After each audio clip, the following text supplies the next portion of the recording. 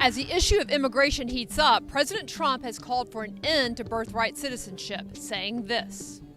Now, how ridiculous. We're the only country in the world where a person comes in, has a baby, and the baby is essentially a citizen of the United States for 85 years with all of those benefits.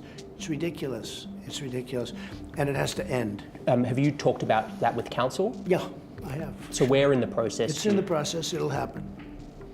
With an executive order. That's what you're talking about, right? Yeah, that's it's a very exactly what I'm interesting talking about. I didn't think anybody knew that but me. I thought I was the only one. Jonathan, I've got a good impressed. guess. Good guess. So we're on the streets of Washington, D.C., finding out what people think about the president's remarks. I think anybody born in the United States should be a citizen. We can't be all things to all people.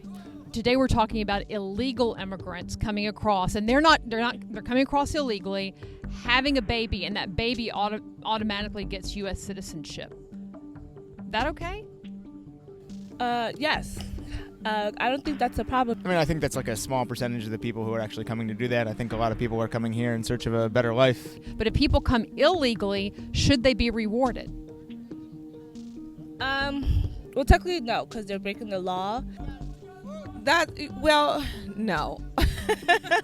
I mean, just because we've heard about that doesn't mean it's the widespread problem that you think. It's documented there's over 30,000 every year. Yeah, but people also document UFO sightings, and do we see UFOs flying around in the sky? But these are California hospital numbers. I'm not making this number up. Yeah, I mean, the child's going to come here, and they're going to get an education, and then they're going to become a productive member of society paying taxes, which is exactly what you guys want, so. I'm against it because my mom was born here because my grandparents were here in a scholarship, so my mom had the right to be born here, and thanks for that, I'm a citizenship. I have the citizenship of this country, and I'm really grateful for that.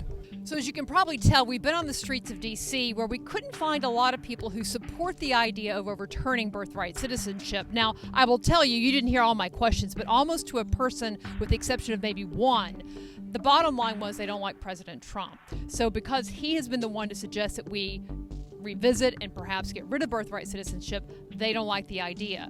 Number two, as I delved in further, you could tell that the reality is most people don't know the facts surrounding the case. They don't know why this law came about from the first place. They don't understand the debate over the 14th Amendment and some of the language used within that. They don't understand that legal scholars are on both sides of this issue. And they really have no idea of the numbers in terms of, we're talking hundreds of thousands potentially each year of illegal immigrants coming in and having children who then automatically get U.S. citizenship.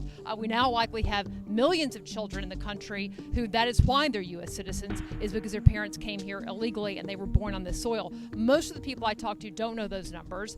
They also were very unfamiliar with what's called birthing tourism, where you have people come in literally for 3 weeks to a month with the intention of having their baby on U.S. soil, that child getting a U.S. citizenship and then a passport, and then going home and being raised in another country, but having that citizenship and passport for maybe later in life to come to college, to make it easy for the whole family to get visas and so forth. They seem very, one guy told me that I was making up UFO numbers when I told him it was like 35,000 folks a year that actually do that.